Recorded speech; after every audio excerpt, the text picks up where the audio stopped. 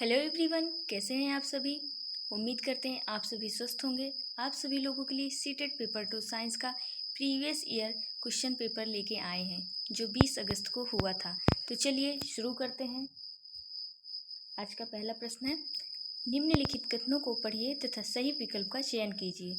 अजर्सन और रीजनिंग से ये प्रश्न आया था, जिसका पहला पूछा गया विकथन, अमाशय हाइड्रोक्लोरिक अम्ल उत्पन्न करता है जो भोजन के भंजन में सहायता करता है।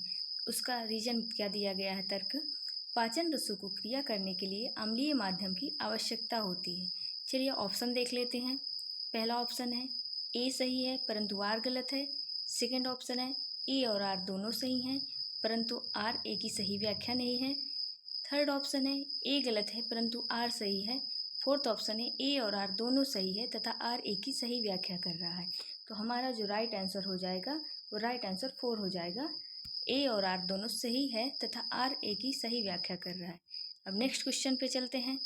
नेक्स्ट क्वेश्चन है हमारा, नेक्स्ट क्वेश्चन में पूछा है, नाइट्रोजन यौगिकीकरण शब्द का क्या अर्थ है? फर्स्ट ऑप्शन है नाइट्रोजन यौगिकी को गैसीय नाइट्रोजन में रूपांतरण। सेकंड ऑप्शन है मृदा में उपस्थित विद्यमान जीवाणुओं द्वारा अमोनियो का नाइट्रेट में रूपांतरण। थर्ड ऑप्शन है मृत जैव पदार्थ में उपस्थित विद्यमान नाइट्रोजन का वापस मृदा में अभिमुक्त करना, वापस छोड़ना। फोर्थ ऑप्शन है जीवित प्राणियों के लिए अधिक प्रयोग लायक प्रयोज्य रूप हेतु वायुमंडल लिए नाइट्रोजन का रूपांतरण करना। तो इसका जो राइट आंसर हो जाएगा हमारा, वो राइट आंसर हो जाएगा 4। जीवित प्राणियों के लिए अधिक प्रयोगालय प्रयोज्य रूप से हेतु वायुमंडल में नाइट्रोजन का रूपांतरण करना, इसका राइट आंसर 4 हो जाएगा। चलिए नेक्स्ट क्वेश्चन पे चलते हैं। नेक्स्ट क्वेश्चन क्या पूछा गया था 20 अगस्त को, निम्नलिखित में से किस अवस्थित में प्री स्प्रिंग में न्यूनतम या कम से कम अस्थितिज ऊर्जा होगी? जो स्प्रिंग है सबसे कम ऊर्जा किसमें होगी? तो इसमें 4 ऑप्शन दिए गए हैं। इसमें पहले में है स्प्रिंग को ना तो संपीड़ित किया गया है और ना ही खींचा गया है तथा यह भूमि पर पड़ा हुआ है। सेकंड ऑप्शन है स्प्रिंग को न्यूनतम तक संपीड़ित किया दबाया गया जाता है तथा वह भूमि पर पड़ा हुआ है। थर्ड ऑप्शन है स्प्रिंग को न्यूनतम तक संपीड़ित किया जाता है तथा वह ऊंचाई पर रखा गया है। स्प्रिंग को अधिकतम तक खींचा गया है जाता है तथा उसे ऊंचाई पर रखा गया है। तो इसका जो राइट आंसर हो जाएगा हमारा, इसका राइट आंसर हमारा फर्स्ट हो जाएगा। स्प्रिंग को ना तो संपीड़ित किया गया है और ना ही खींचा गया है तथा वह भूमि पर पड़ा है, तो उसमें जो है स्थितिज ऊर्जा सबसे कम होगी। नेक्स्ट क्वेश्चन देखते हैं। नेक्स्ट क्वेश्चन है हमारा, उस समुच्चय की पहचान कीजिए जिसमें अनियत तापी जीवों को समाविष्ट किया गया है। तो इसमें ऑप्शन दिया गया है छिपकली, तोता, डॉल्फिन। सेकंड ऑप्शन है कबूतर, मानव छिपकली। थर्ड ऑप्शन है सर्प, मेढक, काकरोच एंड फोर्थ ऑप्शन है व्हेल, मेढक, केचुआ। तो इसका राइट आंसर हमारा जो हो जाएगा सर्प, मेढक और काकरोच, ये हमारा राइट आंसर हो जाएगा। नेक्स्ट क्वेश्चन पे चलते हैं। नेक्स्ट क्वेश्चन है हमारा, निम्न में से कौन से मात्रकों के युग्म का समान भौतिक राशियों को मापने के लिए प्रयोग किया गया है? तो इसका जो हमारा राइट आंसर हो जाएगा, फर्स्ट में है किलोग्राम मीटर प्रति second square newton metre. Second option है किलोग्राम मीटर स्क्वायर प्रति second square work and joule second. Third option है किलोग्राम मीटर प्रति स्क्वायर एंड फोर्थ ऑप्शन है किलोग्राम मीटर स्क्वायर प्रति सेकंड स्क्वायर जूल प्रति second. तो इसका हमारा जो राइट आंसर हो जाएगा, हमारा राइट आंसर हो जाएगा इसका सेकंड हो जाएगा। नेक्स्ट क्वेश्चन पे चलते हैं। नेक्स्ट क्वेश्चन है हमारा, निम्नलिखित अनुच्छेद को पढ़िए तथा उस शब्द समूह वाले विकल्प का चयन कीजिए जो कि सही प्रकार से दिए गए क्रम में रिक्त स्थानों को भरे।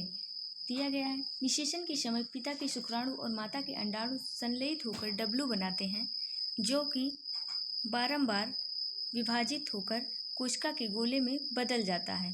कोशिकाएं विभिन्न अंगों और ऊतकों में परिवर्धित होने लगती हैं।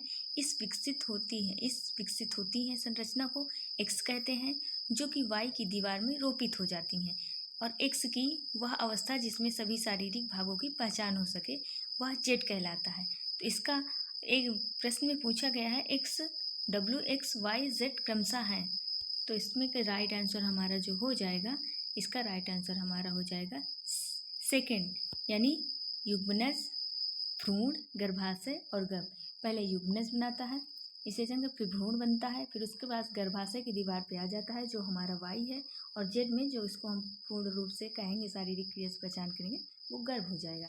यानी इसका जो राइट आंसर हमारा हो जाएगा वो सेकंड हो जाएगा, युग्मनज, भ्रूण, गर्भाशय एंड गर्भ। नेक्स्ट क्वेश्चन पे चलते हैं। नेक्स्ट क्वेश्चन है हमारा,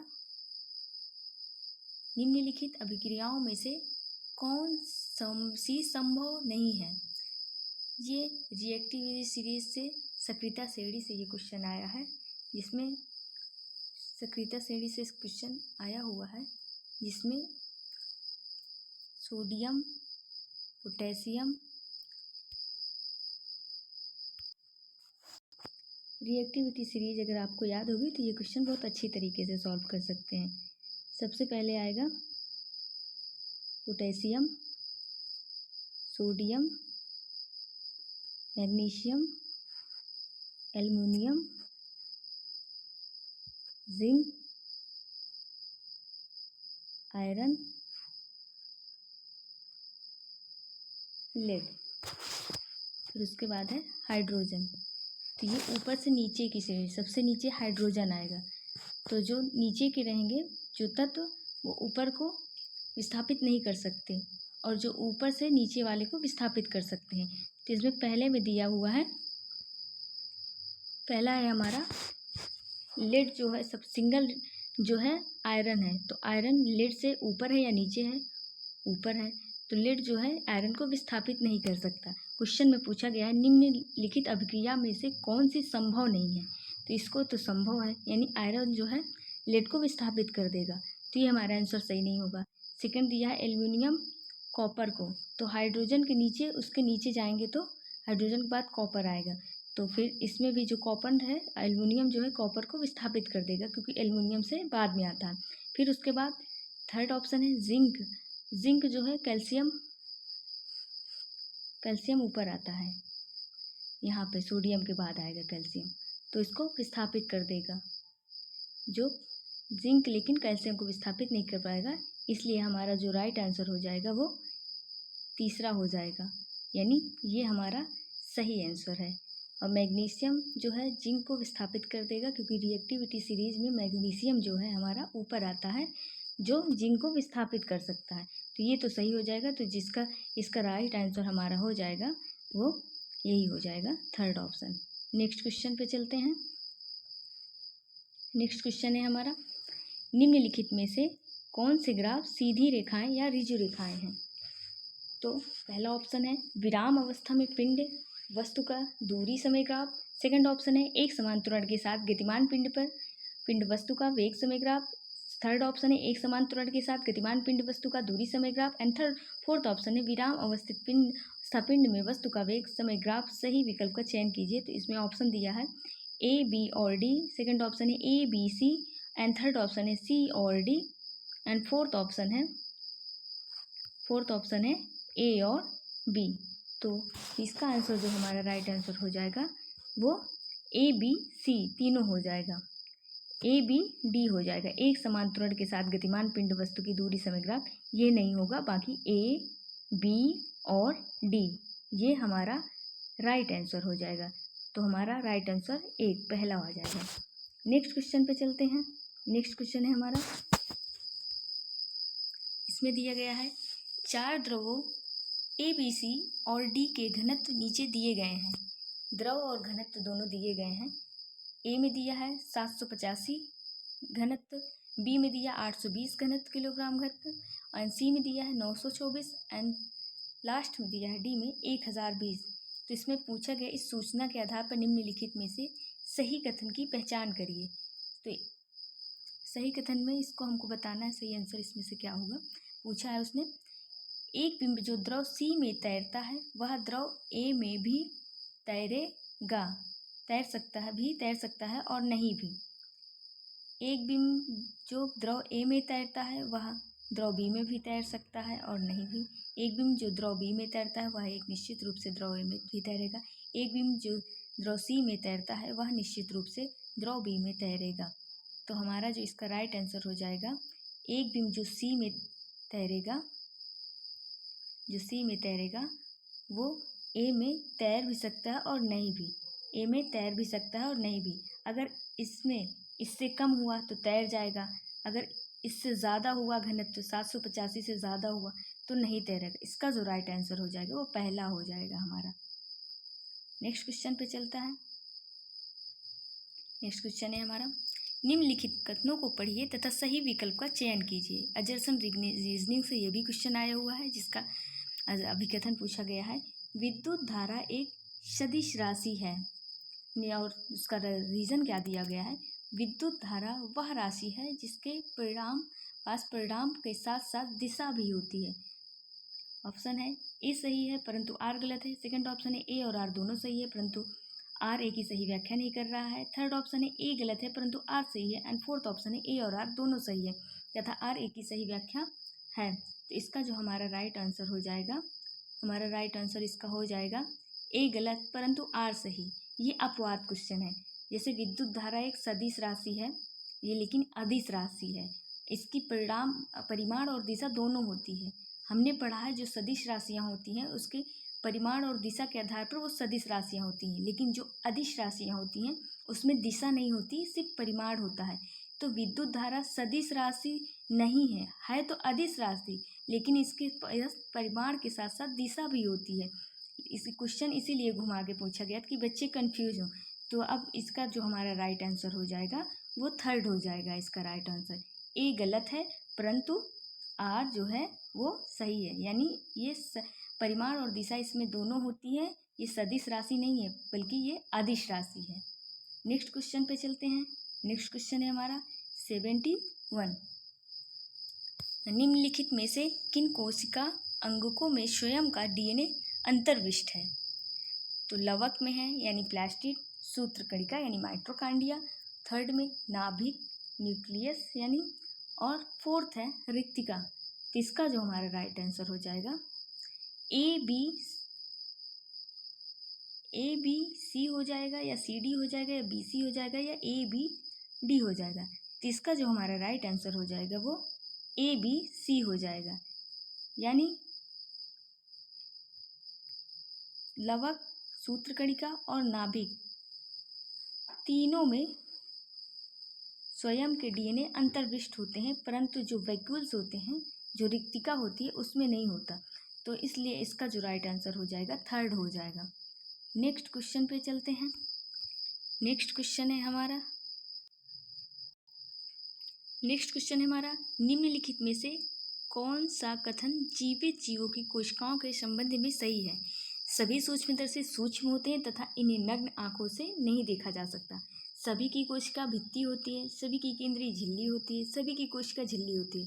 तो सभी की कोशिका भित्ति तो होती नहीं है, सभी की केंद्रिका झिल्ली भी नहीं होती, किसी की होती है किसी की नहीं होती। और लेकिन सभी की जो कोशिका झिल्ली है यानी सेल मेम्ब्रेन है वो सभी में पाई जाती है। तो इसका जो राइट आंसर हमारा हो जाएगा वो राइट आंसर हमारा हो जाएगा, नीचे भी दिया गया है इसका ऑप्शन, यानी केवल डी, ए और डी, बी और सी या केवल ए। तो सभी की कोशिका झिल्ली होती है, सभी की सेल मेम्ब्रेन होती है। इसका जो राइट आंसर हो जाएगा वो डी हो जाएगा। नेक्स्ट क्वेश्चन पे चलते हैं। नेक्स्ट क्वेश्चन दिया गया है, उस समुच्चय का चयन कीजिए जो कॉलम ए में दिया अपशिष्ट कचरे के प्रकार का कॉलम बी में दिए गए इसके द्वारा अपघटन में लगने वाले लगभग समय के साथ सही प्रकार से सुमेलित हो। तो दिया गया है प्लास्टिक की बोतल, रेशम का रुमाल, सूती कमीज, केले का छिलका, कागज, और कॉलम बी में दिया गया है यानी जो उसमें सम्मिलित हो जाते हैं कचरे में, यानी अपघटन कर लेते हैं। तो इसका जो राइट आंसर हमारा हो जाएगा प्लास्टिक का किसके साथ होगा, प्लास्टिक का हो जाएगा 4 वर्ष, यानी प्लास्टिक की बोतल इसमें हो जाएगा इसका 4, इससे 4 मिला देंगे। और फिर रेशम की रुमाल, रेशम के रुमाल में रेशम का जो रुमाल है, रेशम का रुमाल 4 वर्ष, प्लास्टिक की बोतल अनेक वर्ष, और सूती कपड़ा जो हो जाएगा हमारा, सूती कपड़ा 2 से 5 माह, और केले का छिलका हो जाएगा, केले का छिलका 1 से 2 सप्ताह में अपघटित हो जाएगा, और कागज है वो हमारा एक ऑप्शन बचता है, वो थर्ड ऑप्शन बचता है। तो इसका जो राइट आंसर हमारा हो जाएगा 5 4 1 2 3। तो देखते हैं किस में दिया गया है। 5 4 1 2 3 सेकेंड ऑप्शन में दिया गया है, तो इसका राइट आंसर हमारा सेकेंड हो जाएगा। अब नेक्स्ट क्वेश्चन पे चलते हैं। नेक्स्ट क्वेश्चन है हमारा, एक ऊंचाई से 15 ग्राम द्रव्यमान का पंख छोड़ा जाता है। यह पाया जाता है कि यह एक समान वेग से गिर रहा है, तो उस पर काम करने वाला नेट बल कितना होगा। तो हम जानते हैं कि एक समान वेग से अगर कोई वस्तु गिर रही है तो उस पर जो बल कार्य करेगा, कोई बल कार्य नहीं रहेगा। तो कोई बल कार्य नहीं करेगा, तो इसका जो राइट आंसर हो जाएगा वो पहला हो जाएगा, यानी शून्य। नेक्स्ट क्वेश्चन पे चलते हैं। नेक्स्ट क्वेश्चन है हमारा, नेक्स्ट क्वेश्चन है, एक्स पर 3 इलेक्ट्रॉन त्याग रहा है। आयतन तत्व एक्स यानी परमाणु द्रव्यमान संख्या 27 है। परमाणु यानी एटॉमिक मास जो है वो 27 है, 27 है। और परमाणु क्रमांक, एटॉमिक जो परमाणु क्रमांक है हमारा, एटॉमिक नंबर है, वो हमारा है 13। तो इसमें क्या पूछा है, एक्स से प्राप्त तत्व हैं, तो प्रोटॉनों में प्रोटॉनों, इलेक्ट्रॉनों और न्यूट्रॉनों की संख्या क्रमशः क्या होगी। तो प्रोटॉनों और न्यूट्रॉनों की संख्या पूछा है, तो इसको हम कैसे निकालेंगे, यानी प्रोटॉन, न्यूट्रॉन, प्रोटॉन, इलेक्ट्रॉन और न्यूट्रॉन पूछा है। तो प्रोटॉन, इलेक्ट्रॉन एंड न्यूट्रॉन। तो प्रोटॉन, इलेक्ट्रॉन और neutron, proton, electron and neutron. तो इसमें प्रोटॉन, इलेक्ट्रॉन, न्यूट्रॉनों की संख्या पूछा है, तो हो जाएगा हमारा, इसमें एटॉमिक मास दिया हुआ है 27। तो फिर जो 13 है, प्रोटॉन है हमारा हो जाएगा वो 13 हो जाएगा, प्रोटॉन हमारा 13 हो जाएगा। इलेक्ट्रॉन पूछा है, तो इलेक्ट्रॉन अगर उसने इसमें 3 इलेक्ट्रॉन त्याग रहा है, तो 13 में से 3 घटा देंगे, तो हमारा आ जाएगा, जो इलेक्ट्रॉन आ जाएगा वो हमारा आ जाएगा 10 आ जाएगा। और फिर हम न्यूट्रॉनों की संख्या कैसे निकालते हैं, जो परमाणु द्रव्यमान यानी एटॉमिक मास है और परमाणु क्रमांक जो होता है, एटॉमिक नंबर, तो परमाणु द्रव्यमान और से परमाणु क्रमांक को घटा देंगे, तो कितना है हमारा परमाणु द्रव्यमान 27 है, और परमाणु क्रमांक कितना है हमारा, वो है हमारा 13 है। तो इसमें से 7 में से 3 घटा देंगे तो 4 आएगा, माइनस कर दिए तो, और 2 में से 1 माइनस कर दिए तो कितना आएगा, 1 आएगा। तो हमारा जो न्यूट्रॉनों की जो संख्या आ जाएगी, न्यूट्रॉनों की संख्या आ जाएगी 14। यानी हम कह सकते हैं हमारा जो आंसर है कितना आना चाहिए, 13, 10 एंड 14। तो किस ऑप्शन में दिया गया है, फोर्थ ऑप्शन में दिया गया है, यही हमारा राइट आंसर हो जाएगा। यानी प्रोटॉन, इलेक्ट्रॉन, न्यूट्रॉन। प्रोटॉन 13 में से 3 गए तो 10 इलेक्ट्रॉन बचे, और जब एटॉमिक मास 27 से 13 माइनस कर दिए तो कितना आया, 14 आया। तो 13, 10 एंड 14 जो हमारा लास्ट ऑप्शन है यही हमारा सही है, इसका जो राइट आंसर है वो सही हो जाएगा। नेक्स्ट क्वेश्चन पे चलते हैं। नेक्स्ट क्वेश्चन है हमारा, उस समुच्चय की पहचान कीजिए जो द्विलिंगी पुष्पों यानी बाइसेक्सुअल जो होते हैं, द्विलिंगी पुष्प फूलों को उत्पन्न करने वाले पादपों से बना है। इसका जो हमारा राइट आंसर हो जाएगा, राइट आंसर इसमें हो जाएगा सरसों, गुलाब, पिटूनिया, खीरा, पपीता, गुलाब, मक्का, खीरा, पिटूनिया, मक्का, पपीता। तो इसमें एक लिंगी, ये तो पपीता एक लिंगी है, तो ये हमारा हट जाएगा।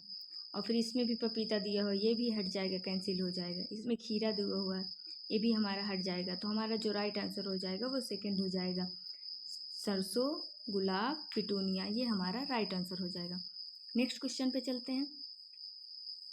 नेक्स्ट क्वेश्चन है हमारा, गलत कथन की पहचान कीजिए। 4 ऑप्शन दिए गए हैं। दुमती मृदा की अपेक्षा चिकनी मृदा अधिक सुगठित होती है। दुमती मृदा की तुलना में चिकनी मृदा अधिक उर्वरक होती है। दुमती मृदा की अपेक्षा चिकनी मृदा की जलधारण क्षमता बेहतर होती है। चिकनी मृदा के कणों का अमाप दुमती मृदा के कणों के अमाप से अपेक्षाकृत बहुत छोटी होती है। तो चिकनी मृदा जो होती है उसकी माप दुमती मृदा से छोटी होती है, ये तो सही हो जाएगा। दुमती मृदा अपेक्षा चिकनी मृदा बेहतर होती है, नहीं, दुमती मृदा ज़्यादा बेहतर होती है, तो ये भी हमारा ऑप्शन जो है वो कट जाएगा। तो हमसे क्या पूछा है, गलत कथन पूछा है। दुमती मृदा तुलनम चिकनी मृदा अधिक सुवादित होती, नहीं, दुमती मृदा ज़्यादा अच्छी होती। खैर, एक और दो दोनों हो सकते हैं, पर आंसर की जो ऑफिशियल आंसर की है उसमें पहले को सही माना गया है, तो हम ऑफिशियल आंसर की पे जाएंगे।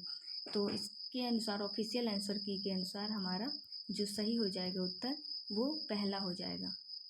नेक्स्ट क्वेश्चन पे चलते हैं। नेक्स्ट क्वेश्चन है हमारा, निम्नलिखित में से कौन से पदार्थ माचिस के निघर्षण पृष्ठ पर विद्यमान होते हैं? कांच का चूर्ण और लाल फास्फोरस, श्वेत फास्फोरस और कांच का चूर्ण, लाल फास्फोरस और मैग्नीशियम, पोटेशियम और श्वेत फास्फोरस। तो कांच का जो चूर्ण है और लाल फास्फोरस है वो माचिस के निघर्षण पृष्ठ पे रहता है, विद्यमान रहता है। और जो माचिस होती है उस पर क्या लगा रहता है, उस पर एंटीमनी ट्राइक्लोराइड और पोटेशियम क्लोराइड और श्वेत फास्फोरस का मिश्रण लगा रहता है। परंतु श्वेत जो फास्फोरस है वो व्यक्ति के लिए हार्मफुल है, इसलिए आजकल माचिस की तीलियों पे एंटीमनी ट्राइक्लोराइड पोटेशियम क्लोराइड लगाया जाता है। जो पोटेशियम क्लोराइड जो होता है वो निघर्षण पृष्ठ पर रगड़ कर अभिक्रिया करता है और उष्मा उत्पन्न करता है, और जो लाल फास्फोरस है वो श्वेत फास्फोरस में बदल जाता है। और इसके अनुसार माचिस के निघर्षण पृष्ठ पर पहला ऑप्शन सही हो जाएगा, यानी कांच का चूर्ण, लाल फास्फोरस, याद रखिएगा। नेक्स्ट क्वेश्चन पे चलते हैं। ए और बी अपने हार्मोन तब स्रावित करते हैं जब वो अपने ग्रंथि सी से आदेश प्राप्त करते हैं। निम्नलिखित में से कौन सा ए बी सी हो सकता है? तो ऑप्शन में दिया गया है अग्न्याशय अधिवृक्क, जिसको एड्रिनल ग्लैंड कहते हैं, थायराइड, और सेकंड ऑप्शन है थायराइड अधिवृक्क एड्रिनल ग्रंथि पीयूष, मिश्रण अंडाशय थायराइड और पीयूष अग्न्याशय थायराइड। तो दिया गया है ऑप्शन में ए और बी हार्मोन्स तब स्रावित होते हैं, यानी ए और बी स्रावित होते हैं। और कौन स्रावित करता है? जो सी होता है।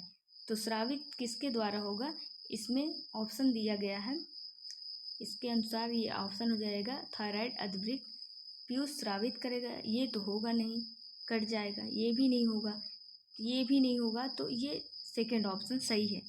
थायराइड और अधिवृक्क ग्रंथि पीयूष जो ग्लैंड होती है यही इसको स्रावित करती है। नेक्स्ट क्वेश्चन पे चलते हैं। नेक्स्ट क्वेश्चन है हमारा, सूझी छिद्र कैमरे द्वारा निर्मित प्रतिबिंब वास्तविक होता है। निम्नलिखित में से कौन सा कथन इस तथ्य की उपयुक्त व्याख्या प्रदान करता है? तो ऑप्शन है प्रकाश छोटे से मुख यानी छेद में प्रवेश करने पर विवर्तित हो जाता है, यानी फैल जाता है। प्रकाश सीधी रेखा में गमन करता है। प्रकाश ऊर्जा का एक स्वरूप है। प्रकाश तब एक माध्यम से दूसरे माध्यम में गमन करता है तब वह अपना पथ परिवर्तित कर लेता है।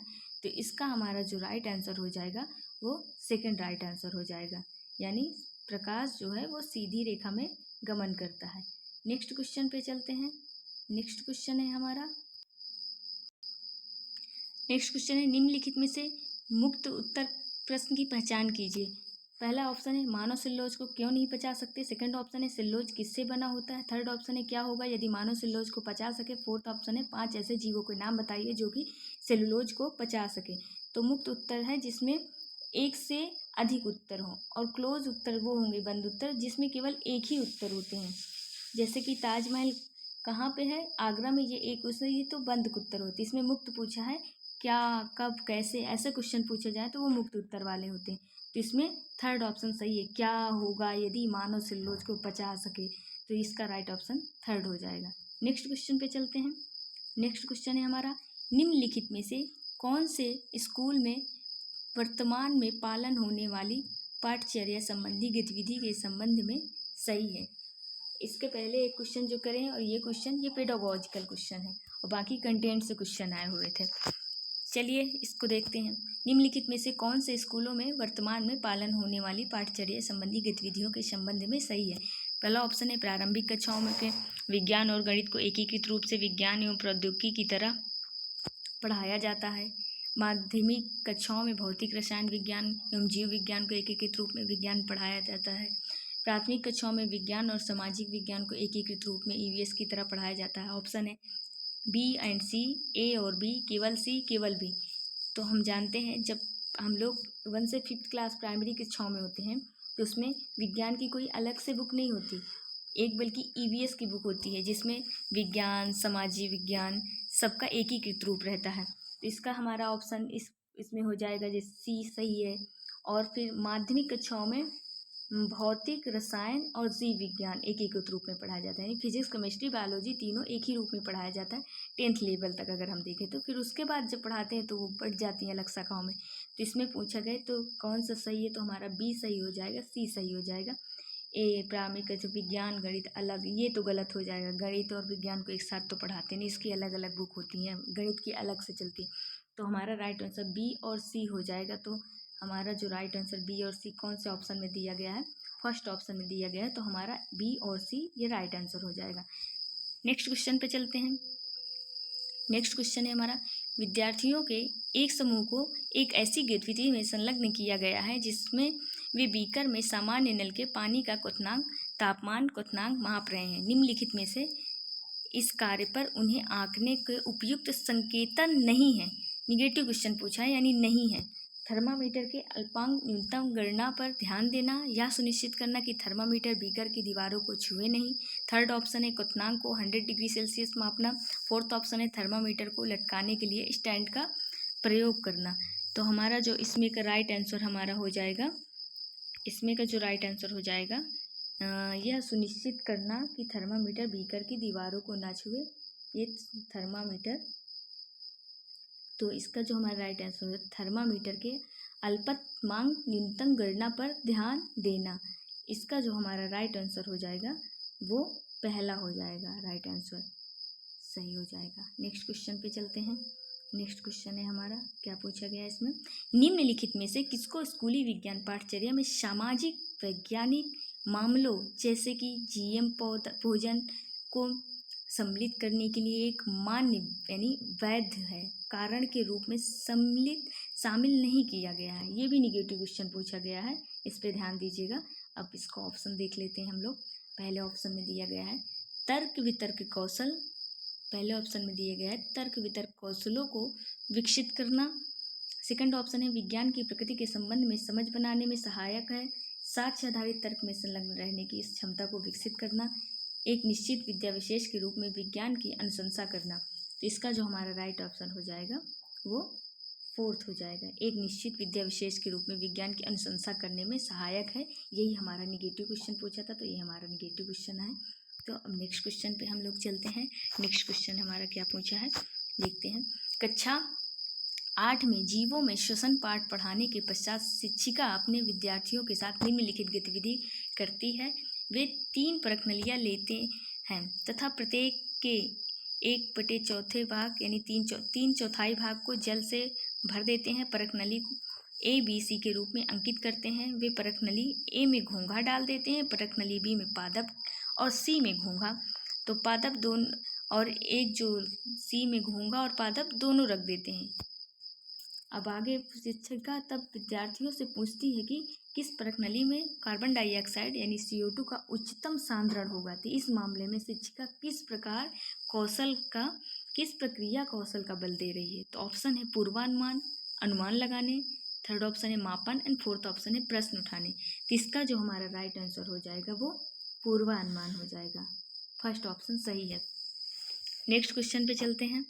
पाठ्य पुस्तकों में विस्तारित अधिगम के भाग के रूप में प्रस्तावित गतिविधियों के संबंध में निम्नलिखित में से कौन सा सही नहीं है। तो इसका हमारा जो राइट आंसर हो जाएगा, ऑप्शन देख लेते हैं। ये बच्चों के ज्ञान एवं कौशल के रंग पटल के लिए महत्वपूर्ण मूल्य संवर्धन है। ये विद्यार्थियों के मूल्यांकन का महत्वपूर्ण आधार बनती हैं। इनमें से कुछ में विद्यार्थियों द्वारा विभिन्न प्रकार की सूचना एकत्र करने की और स्वयं निष्कर्ष निकालने की आवश्यकता होती है। इनमें से कुछ बृहत रूप से विशेषज्ञों, शिक्षकों एवं समाज के साथ बच्चों की अंतः क्रिया को बढ़ाती हैं। तो इसमें हमारा निगेटिव क्वेश्चन पूछा है, तो इसमें निगेटिव क्वेश्चन एक ही है, ये विद्यार्थियों के मूल्यांकन का महत्वपूर्ण आधार बनाती हैं। तो यही हमारा राइट आंसर हो जाएगा, निगेटिव का निगेटिव हो जाएगा। अब नेक्स्ट क्वेश्चन पे चलते हैं।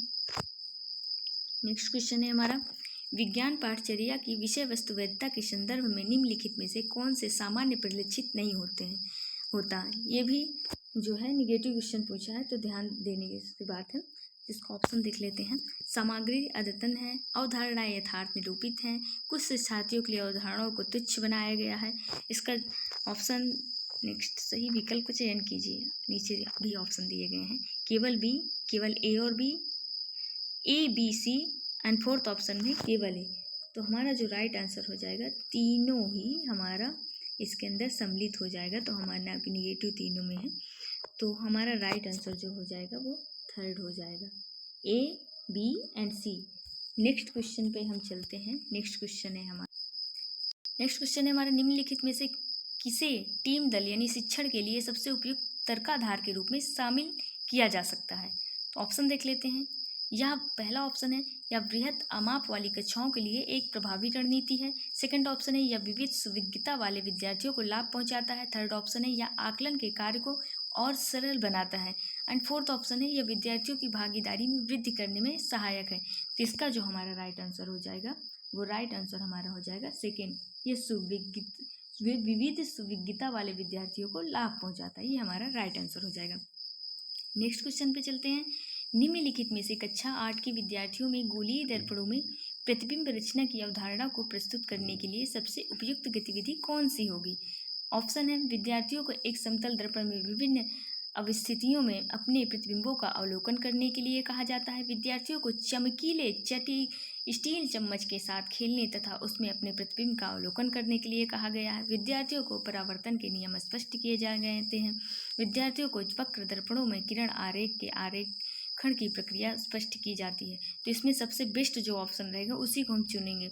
तो सबसे बेस्ट ऑप्शन है, कोई चीज़ रियल चीज़ों से मतलब कोई चीज़ प्रयोग की जाती है, कोई चीज़ यूज किया जाता है तो उसको और अच्छा माना जाता है। इसमें दिया गया है स्टील चम्मच, तो इसी से हमारा आंसर पकड़ा जा रहा है। इसका हमारा राइट आंसर सेकंड हो जाएगा। विद्यार्थियों को चमकीले स्टील चम्मच के साथ खेलने तथा उसमें अपने प्रतिबिंबों का अवलोकन करने के लिए कहा गया है। तो अब नेक्स्ट क्वेश्चन हम देखते हैं। लास्ट क्वेश्चन जो हमारा है, जो 20 अगस्त को पूछा गया था साइंस का, निम्नलिखित में से कौन सा इस कथन से परिलक्षित नहीं होता कि अच्छी विज्ञान शिक्षा बच्चे के अनुकूल जीवन के अनुकूल और विद्या विशेष अनुशासन के अनुकूल है। इसमें निगेटिव क्वेश्चन पूछा है, नहीं है, ध्यान दीजिएगा। तो हम ऑप्शन पे आ जाते हैं। पहले ऑप्शन में दिया गया है, विज्ञान शिक्षा को विज्ञान संबंधी प्रक्रियाओं को अर्जित करने में विद्यार्थियों की सहायता करनी चाहिए। विज्ञान शिक्षा को बच्चे और उसके आसपास के वातावरण के बीच एक कड़ी बनानी चाहिए, ये भी सही लग रहा है। विज्ञान शिक्षा को विद्यार्थियों को स्कूल में अनुशासित रहने के लिए प्रशिक्षित करना चाहिए, यही निगेटिव क्वेश्चन लग रहा है। अगला भी देख लेते हैं। नेक्स्ट आंसर, विज्ञान कक्षा कार्य विकासात्मक रूप से उपयुक्त होने चाहिए। तो इसके ऑप्शन के हिसाब से पहला, दूसरा और चौथा हमारा राइट लग रहा है, लेकिन क्वेश्चन निगेटिव पूछा है तो अनुशासित रहने के लिए इसे प्रशिक्षित नहीं किया जाता बच्चों को। तो यही हमारा निगेटिव ऑप्शन है, तो यही हमारा राइट आंसर हो जाएगा। निगेटिव पूछा है तो उसका ऑप्शन भी निगेटिव ही रहेगा। चलिए, ये सीरीज़ हमारी समाप्त होती है यहीं पर। कैसा लगा आपको हमारा वीडियो? नेक्स्ट वीडियो देखने के लिए लाइक एवं सब्सक्राइब करें। धन्यवाद।